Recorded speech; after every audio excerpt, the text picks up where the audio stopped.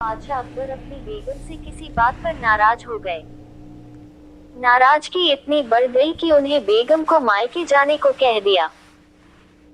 बेगम ने सोचा कि शायद बादशाह ने गुस्से में ऐसा कहा है, इसलिए वह मायके नहीं गई।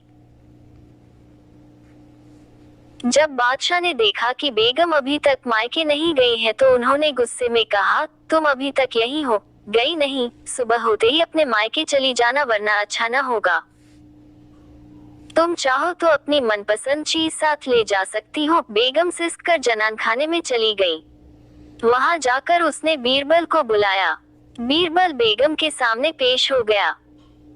बेगम ने बादशाह की नाराजगी के बारे में बताया और उनके हुक्म को भी बता दिया।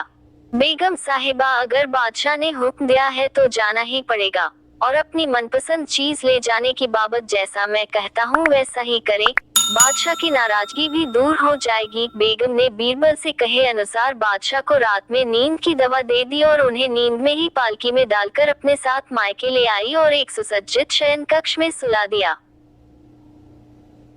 जब बादशाह की नींद खुली तो स्वयं को अनजाने स्थान पर पाकर हैरान हो गए। पुकारा, कोई है? उनकी बेगम साहिबा उपस्थित हुई।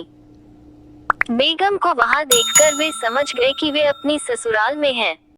उन्होंने गुस्से से पूछा, तुम हमें भी यहाँ ले आई, इतनी बड़ी गुस्ताखी कर डाली। मेरे सरताज, आपने ही तो कहा था कि अपनी मनपसंद चीज ले जाना, इसलिए आपको ले आई। यह सुनकर बादशाह का गुस्सा जाता रहा। मुस्कुराकर बोले, जरूर तुम्हें यह तरकीब बीरबल ने ही बताई होगी। बेगम ने हामी भरते हुए सिर हिला दिया।